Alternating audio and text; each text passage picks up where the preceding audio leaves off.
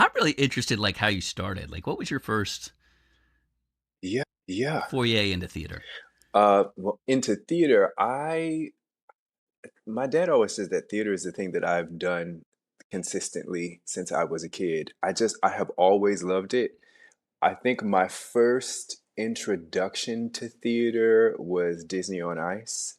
Um, Oh yeah, I just loved it, and I would like come back home and put on roller skates and like force my brother and sister to like recreate it in my basement with that is with awesome. whatever Disney movie playing in the background. And they used to have these like sing along VHS tapes where they Right. had all kinds of different Disney songs and they would just like put them all together on a tape. And so I used to do performances to that in my basement. Um, so that was like my first sort of intro to theater and like the spectacle of it and the costumes. And I there it always has had such a strong effect on me. Like I just have always been like, oh my gosh, what is this? This is incredible. Um, and I did like a play in middle school. It was I don't know if you remember the book The Stinky Cheese Man and Oh yeah. like it's like a collection of stories that are like a little bit irreverent or like the opposite. There's one that's like the three pigs, but it's told from the wolf's perspective. Um, and so I love that. yeah, I had a teacher who made plays of those stories, and so we put that on, and I remember just loving it, like wanting to be like the best in it. Um, and there was one of my earliest memories of like feeling like, oh, this is what I want to do. There was a set piece. Everything was made of cardboard for that. So we had a set piece for like one of the houses for the Three Little Pigs, and the person who was supposed to bring that house, cardboard house, out didn't bring it out. And so I noticed it in the run, in the rehearsal. And so I just stood behind it and picked it up and like sort of shimmied out on stage. And you could like see my shoes underneath. And the director thought it was so fun. The man like passed out laughing. And I was like, oh, like whatever my instinct was to do this thing is like hilarious for whatever reason. And I just remember that feeling of like being able to make someone laugh just based on some thought that Yeah. came to my head. It was like, oh, I want to keep doing this. So yeah, those are sort of my early memories of being in theater and feeling like, okay, this might be a thing that I do. Where did you grow up? Chicago, south suburbs of Chicago. Yeah. Chicago. Yeah. Yeah. And then did you stay there all like when you were kind of going to go to the next level, you said, "Okay, I'm going to do Yeah. this." How old were you and then where did you go or did you stay? Uh, Cuz Chicago's got great theater. Yeah, it does. I was a senior in high school when I decided that I was going to really pursue acting, because acting is all I ever wanted to be, which is strange because I had zero desire to be a writer. Um, and I decided to go to Illinois State, which is, Steppenwolf comes out of Illinois State. It's sort of our claim to fame. So I went there and studied acting. Well, I originally wanted to do musical theater, but Illinois State didn't have a strong musical theater program. So I just sort of was like making my own musical theater program and like taking tap and dance and voice lessons, trying to Yeah. make it. But the acting was the core of the program, um, or the core program that I was doing. So I got some really great like foundational training to be an actor. Um, and then, I did that program, and at the end of it, I knew a lot of people that had graduated and moved to Chicago to, pursue the dream, but none of them were working. And so I was just like, there has to be a better way to go about this. And so my plan was to sort of do this big cattle call audition. I think it was called the Southeast Theater Conference or something like that. Yeah. And I was just looking for a musical to do over the summer because I was like, let me just go find a summer stock thing, get some experience doing musicals.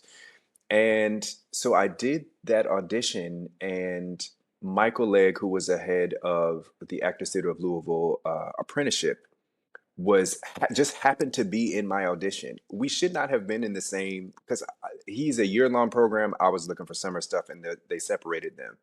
But for whatever reason, he was in my audition, and so he called me back to his program, and I was like, I don't know what this is, but let me go see.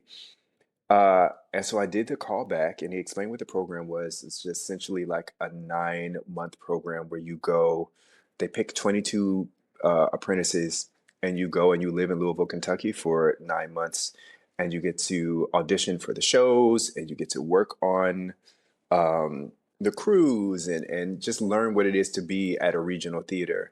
And at the time, they had the Humana Festival, so you got to be a part of the Humana Festival, audition and work the Humana Festival. I was like, this is fantastic. So I ended up getting a spot there and went and did that for 9 months. Um, how we survived, I don't know because it was like, I think we figured out we were getting paid like $9 a day to be there. But Or an youth, apprentice. yeah, youth and Yeah. ambition is what we survived on. So I did that, and it was an incredible opportunity. I got to be in Dracula and A Christmas Carol and get some equity points. And then I got to be in a 10-minute play in the Humana Festival. And then we also, as apprentices, got our own show at the Humana Festival. So it was just a great way to get exposure to what being in the industry really was. And also, there are a lot of actors coming in from New York. And so after that, I decided to move to New York to like really pursue being an actor. And that year in New York showed me that I did not have the training that I needed to do what I wanted to do at the level that I wanted to do it. Um, so I, Was it still like musical theater as well, or was it just mainly No, it's weird because I've only done one like professional musical. It was like a summer stock thing, right out of Louisville. I like submitted an audition tape for Hairspray on Long Island, and so I ended up being in the ensemble of Hairspray, which was fantastic. But also like I was a serious actor, and people doing summer right? stock, it's like summer camp, but then you do a show. And so they were like living their best lives, and I was like, guys, this is supposed to be serious. We're getting paid to do this. And they're like, I hope these notes come out after drinking last night. And I was just like, this is. So I was that theater nerd that was taking things way too seriously. Um, but no, I guess because I had done the acting program, most of it was plays. I was auditioning for mostly plays, and so I decided to audition for grad school. I only auditioned for 3 schools because I was like, if I'm going to do this, I want to go to one of the top schools, and if I don't get in, I'll just reapply. So I auditioned for Yale, NYU, and ACT in San Francisco, and ended up getting into ACT. And so yeah, went to San Francisco for 3 years and got my master's. Um, and yeah, that was sort of the start of it. And then after that, I moved back to New York. And ever since then, it's been back and forth between California and New York. I, Back and yeah, forth. I typically move every 2 to 3 years across the country for Yeah, work or some that's a lot. opportunity. It's a lot of moving around. It is, Yeah, and I'm tired. I'm tired of it, but I love both cities. I love both coasts. This time I've been in LA for since 2021, so I'm a little overdue. But now I'm kind of looking back in New York, like, is it time to go back? I don't know. So we'll see. It's up in the air. yeah. It wasn't that long, but I did a lot of back and forth. I always loved that. It was a song that came out sometime along that always just said, "Leave New York before you get too hard. Leave California before you get too soft," which I thought was an interesting way to put Yeah, it. that tracks. That Um, tracks. Yeah, but both those cities, I love them. They're great cities. they're and they offer different things. I mean, I think I love, growing up in Chicago. If I never see winter again, I will be perfectly fine. Um, and New York Yes. winters are not as bad as Chicago, but Still terrible. So it's just nice to be in LA where there's no snow. It's fantastic. Maybe it says 3 or 4 months in California, then back and You forth know, back and forth. ideally, Yeah. that would be great. Have a place here, have a nice little like brownstone in Harlem. I would love it. Would love it. But yeah, So when did the writing start? So when did you say, okay, I'm yeah. gonna try some writing? Um, Originally, writing was forced on me because during the apprenticeship, they forced us to write a solo show.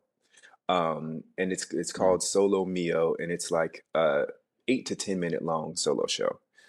Um, and at the time, I was straight, and so my my solo show was called My Love Life, a series of unfortunate events, and it was just sort of like me trying to figure out dating and the women that I had dated. And some of them were true stories and some of them were just made up things. But again, it was one of these moments where I didn't know what I was doing and I was trying to figure out how to make it work. And what I came up with ended up being really funny. And people really responded to it and getting that laughter in the moment. And I was like, oh, this is interesting, but still had no desire, zero desire to be a writer. I was like, okay, great. We did that. It worked. Fantastic. But you performed it as well. Yes, yes, it was for me. So Yes. I performed it. So it was great. I was just like, okay, this is now I know I can like write something for myself that I enjoy doing. Great. I was like, but never gonna do it again. Like we made it through that, never Right. doing it again. And it wasn't until grad school when I was in the process of coming out that we were doing the House of Bernarda Alba uh, in school. And so there's a lot of parallels between what goes on in that play in terms of like religion and suppression and all of that stuff that felt really similar to my life. And so as I also grew up in a really religious household. And so seeing all of those parallels and trying to figure out, I'm in grad school, I'm learning to play these characters and be honest in my expression of them, and also like battling my own truth. It just was a lot going on in my head at that time. And so for whatever reason, I just decided, okay, let me try to write a play that's sort of my own version of this. Um, And so I wrote a full length play in grad school for acting. But ACT only has acting as their grad program. They don't have writers or directors or anything. So it's just the acting program. Um, so I would just come home at night after rehearsals and stuff and start like tinkering, making this play. Um, and it was about a preacher in the 60s who had a like very short-lived relationship with a man the summer prior, and then it did not go well. He comes back home, gives his life back over to God, takes over this church, um, and his older brother is like a leader with Dr. King. So it's right before the March on Washington, and at the beginning of the play, that lover comes to town to try to make amends and fix things. So he has this relationship happening, and then his best friend, who is a black woman, is having this secret relationship with a white man. So they're both in these relationships that they shouldn't be in for the time, um, and hiding the secret from each other. And so I just got my classmates together to sit on my floor at my apartment to read it. And I was like, this is not terrible. Like it's maybe this could be something. Um, so I just kind of kept working on it. And when I graduated and went to New York, I did a reading of it in New York. I just like myself, found a space and just did that, which led to someone who owned the space. There was a company that owned that space. They saw the play and then they programmed it into their new play work series. So that was cool. So yeah, and I just kind of kept doing it. And then at some point when I was back here in LA, I was living with my best friend Kimmy, and she sat me down one day and was like, "You're focusing so much on acting that you're ignoring all of these writing opportunities that are coming your way. And as soon as she said it, I knew that she was telling the truth. And so I knew that I wanted to be a playwright. I also wanted to do film and TV. Um, but it felt like going the PA route to do film and TV. I was just like, I'm a little too old. I don't know that that's going to pan out. So I was like, Yeah. but I do know a lot of playwrights who do film and TV. So I'm going to go back to New York, establish myself as a playwright. Um, and hopefully that will bring me back to LA with a job, because being in LA Right. without a job is rough. So it's like, hopefully it'll bring me back with a TV job. Um, and then about 2 years later, that happened. So uh, it all worked out. So you're back to LA, and so you got hired on a television show. I did. Y- So I moved back to New York. I guess this was 2019. Um, and then 2020, the pandemic happened. And Right. so I was like working my first full-time job, and I would, sneak off into conference rooms and write before my shift. And that's actually how I finished Covenant, because I got the idea for Covenant when I was in LA. Um, and so I finished it in New York. I there's this playwright, TV writer, Marcus Gardley, who just wanted to teach writers of color how to write for TV in the spare time in the pandemic. So I ended up getting into that class, and so he would just be on Zoom teaching us, a group of us, um, how to write for TV. And so originally it was supposed to be just like a couple months. It ended up being almost a year of us just getting on Zoom every week, and he helped us develop our stories. And so I took that first play that I wrote and I made it a TV pilot. Um, while all of that is happening, Covenant gets an award with Coleman Domingo and the Vineyard Theater randomly. um, it was the first award, so I didn't even know it existed. So it just Mhm. kind of came out of nowhere. Um, and I was trying to get into Juilliard because everyone was seeing me as an actor who wrote a play. Nobody takes an actor who wrote a play seriously. um, and so I just like, I need something that's going to solidify me as a playwright where people will see me as a writer. And I got close to getting into Juilliard, but didn't get it. And then this award comes out of nowhere. And because it's Coleman Domingo, it was in Playbill and Broadway.com. And so all of a sudden, that was the thing that solidified me as like, oh, York's a writer. Um, and Coleman introduced me to his reps. So once that happened, I gave them the pilot that I had just written. They sent it off to FBI, the Dick Wolf Show. That Friday, I think they told me I had the interview on a Wednesday. I had the interview on a Friday. That night, I had the job and was in the room on Monday on Zoom. Wow. Uh, so it was a whirlwind and crazy because like the world was crashing down around us in the pandemic, and at the same time this writing career is like starting to happen, and so it just was like a weird uh mix of emotions. But yeah, it was a really exciting time. So yeah, that's sort of how all of that came together.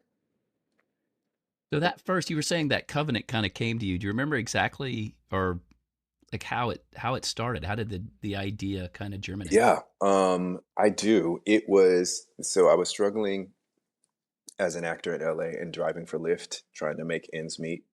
And I got this image of a girl in a dress that was not modern. And it was a blue dress, and she was surrounded by darkness. And I do not know why this image just popped in my head. And I was on a long drive, and so I just started thinking about it more. And I always say that I was trying to figure out if this was a play where she would live, and I immediately thought of The Color Purple in that town. And I was like, okay, that's something that I can visualize. I love that movie, love the musical. So I was like, okay, I can see that. And the dress that she was wearing felt like it lived in that world. Um, and so then later, I was thinking about um, randomly thinking about the myth of Robert Johnson and him selling his soul to the devil to get his musical talent. And I had been trying for years. I had the idea of writing a horror play, and I could not figure out how to do it. I had another idea that I was sort of tinkering with, but just it never panned out. But this is also in a time where I'm figuring out how to write plays because I had only written one and a half and a couple 10-minute plays. So I was still trying to figure out what, because I've never had any training in it. This is trial and error. So, so I was figuring all of that out. And then once I remembered the myth of Robert Johnson, I was like, well, maybe these two things work together. Maybe these two ideas or stories live in the same world. And so I knew that I wanted to write something different. And I knew that there are all kinds of stories about Robert Johnson. And so I knew that people were going to expect me to write a play about Robert Johnson. And so knowing that I wanted it to be sort of a wild ride and that I wanted to sort of turn things on its head, I went into it trying to write something where people thought I was writing about Robert Johnson, knowing that this girl was the first idea that I had. And so that sort of became how I started to work on the play. And it just kind of developed from there. Yeah, yeah, just me tinkering, watching whole bunch of horror movies, trying to figure out how horror works. How could it work on stage? Because also, like, I am my first audience, and if I'm looking at something and I'm bored or I'm like, this is going to be terrible, then I don't. I have to find a way around that. And horror on stage can be bad really quickly because you don't have CGI, you don't have the same control that you have in film. But that being said, you do have this extra advantage in that you're in the same room as the action that's happening in front of you. So Hmm. that helps. And so I was trying to figure out ways to lean into that uh, so that it could be successful. Um, and as I was writing, I was like, the special effects all need to be practical and make sense because I wanted someone to actually do this play. But even with thinking ahead of all that stuff and putting in all of that into the text, I still didn't think anybody was going to do the play. I was like, this, it's crazy, and nobody's gonna do this. But for me, it was just like, let me get the story out because it was something that was interesting to me. It was something that I wanted to see, and so though I didn't think anybody was gonna do it, I was like, maybe there's a chance somebody sees the vision that I'm seeing and wants to take a chance on it. So that was always my hope. But yeah. The idea of genre, I think, in theater is so interesting because we don't think of, or I haven't, you don't really think of theater as having so many genres. Really, if it's genre, it's musical. Hmm. And Yeah. then certainly in American theater for the last 30, 40 years, it's almost like literary fiction. Hmm. It's like it's meant to be this kind of literary, this I'm drawing a Yeah. parallel. But I have this pet theory that genre theater is going to become a lot more popular because there's so much you can do with Yeah. it that is around what, that isn't coming straight at you. Yeah. Um, yeah. Like genre theater in general, like was there a play? I always like try to model something or say, okay, this did well, this did well. Was there a play that this seemed like worked for you? You talked about Dracula in a certain sense Yeah. when you did that. Is there any parallel there? Uh, you know, yes and no, because it, Dracula is a great example because uh, the production that I was in, that it was like a cash cow for them. So they did it every year, and Yeah. they put a lot of money into the special effects. And so I was playing in that version. Dracula became like this sort of zombie werewolf thing. so, so I played that version of him that chased the women around and like bit the necks. And so it was really cool to sort of be on the other side of that and do all the fight choreography and, you know, be getting hit over the back with rocks and things like that, and figuring out the mechanics of, all right, the blood is going to be piped into her collar on her dress, and so when you go to bite her, there's a bulb in the back. You're going to squeeze the bulb, which is going to shoot the blood. Like all of that stuff was like so cool. And then to see the audience react to it, especially the children. Like we used to have bet, like the director gave us $10 if somebody threw up, and like $20 if somebody peed. So, so I would go, me being that character, the money was all, you know, most of the time was sitting on me, like to do. So I you would go after it, you know, in the performance full force, especially with those kids, because it's just easier with kids than adults. Yeah.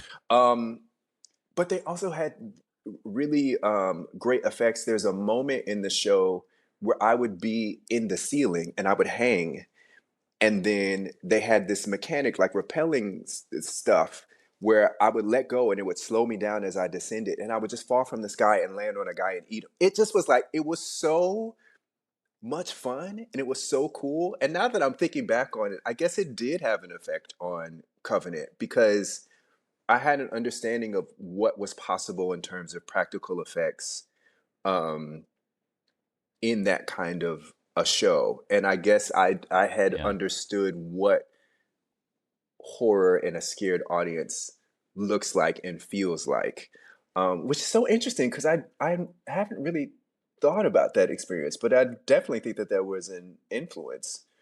Um, so yeah, I think that definitely helped when writing this. Yeah. So how many times have you seen it? How many times has it been performed so far? Covenant. Uh, New York, DC, Seattle, three so far, I think. Three productions so far, and then Pure Alliance, and then it's going to be at the Goodman in the spring. That's awesome. Yeah. And have you've gotten to see all of them up until now? I've All only the performances? seen New York, the first one, which I was a part of and in the rehearsal every day for. And then I saw DC, but I didn't get a chance to see Seattle. Well, who did it in Seattle? Arts West. Arts West. Very Yeah. cool. So technically for the shows have you seen any, you know, what you're talking about of the how to create the effects? How did those work for you as an audience member? Did you throw up? Did you get somebody $20? Um, you mean in for Covenant? Yes, for Covenant. Yeah. Um, you know what's interesting is that I there are a couple of moments that come to mind, but I didn't think this in New York. I didn't think the show was that scary.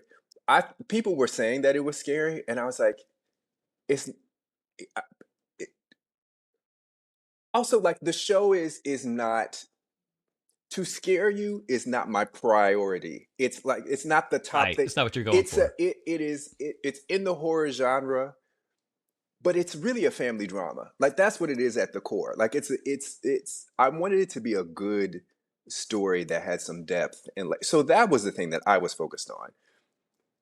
The genre of it is just kind of like the fun little added aspect. Right. And so to me, I was shocked that people said it was scary. And I was like, this, but it's not scary. Until there was a matinee that I was going to come to in New York. I got the time wrong. I thought it started at like later, or for some reason I got the time wrong. So I was late to the show, and I got sat in the late seating, which is in the front row right next to one of the doors. And New York, it was in a small black box in a basement. And the actors come from all the sides behind you, and you're sort of, we set it in a church. So you're in a church. Hmm. Um, and I was in the front row and I wrote the thing. I was terrified. I was like, oh, you feel like you're in the show. The church. This Yeah. is very uncomfortable. And I knew what was going to happen. And I was like, oh, because I would sit in the back. I had my chair in the back. I was sitting in the back and I watched people's reactions and people be screaming and I was like, this is not that scary until I was a little close. It's very safe in the back. It's very safe Yeah. away from everything. But being up close, I was like, I understand. I understand now. But Yeah. there was another moment. I don't want to give too much away, but there's a moment in the show where things start to get a little crazy. And one of the practical effects we were working with was contacts. And so we were trying to decide what we were going to do. There was like a blackout contact that just made a character's eye completely black, and there was a white out that made it all white. And so we had the actor put one in each of their eyes just to see. And so we were on a break. And so me and the director went into the hallway. And so they were standing there. And so she was talking to, she was like, okay, so which one do you think? And looking at her, it was like my stomach turned because it felt too real. Like it was like seeing her like that. And she wasn't acting. She wasn't doing, she was just talking to me like, her normal self. And I was like, we might be pushing it too far. We might be doing too much because I was so uncomfortable. And we ended up not using them in the show because of just timing and being able to put them in. Um, but that was definitely a moment where I was like, we, I might be pushing this a little too far and making people uncomfortable. But that is something that I was aware of when I was writing it. Like, what is it that we as an audience can take? How far can I push it before Yeah.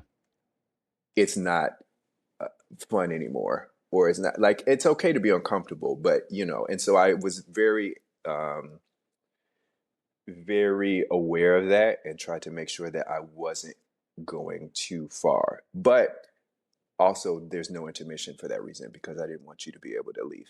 So, But to calm it down, yeah, to get yourself together. yeah, yeah, yeah, It's so interesting too talking about the genre though, because you are when you say it's family drama, you really are marrying that genre into kind of the theater, default setting, which is kind of literary. yeah. Um, Interesting. They had the same conversation the other day about the black and the white Really, contacts. Oh yeah, they were in production in the production meeting. They're talking about which ones, and they're not sure. yeah. So that's You got to fascinating. try Yeah, them. Try them both. yeah, that's awesome. That's awesome. Yeah, We were happy to have you. You were down for the Playwrights yeah, Festival just a couple weekends back, yeah. and you got to come into rehearsal. Hmm. What was that like, seeing a new production kind of coming on? It's so much fun because uh, you most of my theater experience is as an actor, and so when you're an actor, unless you're doing multiple productions of a show, you only know that production. You only know that group of people, and those minds putting the thing together.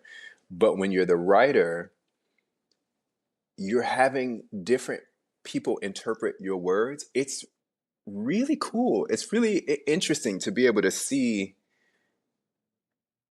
that and also walk the line of what someone's interpretation is versus what your intention is and what works for the show. It's a fine line. Um and so whenever I'm in rehearsal, it's interesting to be able to negotiate that conversation in my head of like, this is completely different from what I thought in my head, but it's really cool. And I think like it works for like as long as the intention is there and like, you know, we're not like on Mars and like, that because that like takes away from what the show is. Um, but anything else is like as long as it's in line with the intention of the show, and the integrity of the show, it's really cool to see different people take it different places. Do you ever decide, like, you get an idea? Hmm. Do you ever decide what makes you move it into a dramatic form? Like, how do you know, okay, I want this one to be television, I want this one to be theater? To be honest, my default is theater. So Yeah. generally, if I have an idea, I'm thinking about it as a play. Um, Now it has happened where I thought of something as a play, and then as I was working on it as a play, it felt more like TV or a movie, and then I have to be like, this is a separate thing. I could either abandon this idea as a play or figure out a version of it that is a play, which happened to me recently. And so I was able to be like, this, if I do this, then it's a play. And so great. But then you lose so much because in TV and film, you like the scenes are shorter, you can like be different places. Like you have to think about things in film and TV um, that you don't have to think about in theater and vice versa. Um, so yeah, my default is theater. I'm a theater nerd. I always have been. So if I have an idea, it's like, okay, so this is a play. So how do we start this? Where does it go? So yeah, that's usually where it goes. So it's always theater first. Like you, in other words, you'd prefer to write for theater than for television. Don't I don't know if it's a prefer. I think I haven't had the experience of writing or working on a TV show that's mine. Mm-hmm. That might change things because it's one thing to write on a show where you are taking on the voice of your boss, of the showrunner. And so you're writing in their style, the way that they would write, because it's their show. So you're in service of the show, and it's collaborative, but it's their show. Um, and that's what I love about theater is that my it's my idea, it's my baby, and so I can make whatever decision I need to make about the story that I want to tell. And I have all of these amazing people that are also on board with that and trying to help me do that and bouncing. So I think I would be able to answer that question better if I had the experience of essentially being a showrunner of my own show, which would be like being a playwright for TV. Yeah, Yeah, yeah. But as of you're right gonna. now, I think I just love theater and I love being able to get in a room with a new play where we don't know what this thing is or what it could be, but gathering people that I love that are passionate and talented and like working on a thing. Nothing makes me happier than a rehearsal room for theater. That's awesome. Yeah. What's next? What are you working on right now? I have a new play that I am working on. It's my commission for Roundabout, and I have a reading for that in December. So I need to do a new draft of that. So I'm gonna Mm. start that tomorrow. Um, I have to finish editing and send off a new pilot today. And what else am I working on? Um, I have a farce that I'm doing a workshop of next month. And so it's got 70s soul music infused into it, and so there's a lot of songs in it. So we're in the process of finding a composer to work on that, and so I'm working on the lyrics for those songs. And then in December, we're gonna get together in a room with some musicians and start working on the music and building the music for that show. Um, so yeah, lots of exciting things, very different genres, but Yeah, it sounds amazing. yeah, all good stuff. Yeah. Well, we've been ending these podcasts with something we saw keeping it pure. Yeah. So, what's something in your life right now you're trying to keep authentic or like thinking about a lot as far as like, I want to keep this pure? The first thing that came to my mind is keeping the love of the art pure because, this industry, whether it be theater or TV and film, it's really tough. And it's hard to keep going sometimes. It's hard to build a life for yourself because, you watch your friends who have pursued the corporate path and they have, houses and money and going on vacations and you are focus on this art that doesn't always pay you um, in the same at the level at which you put the work in. And I think as you get older, it gets harder and harder to continue doing that.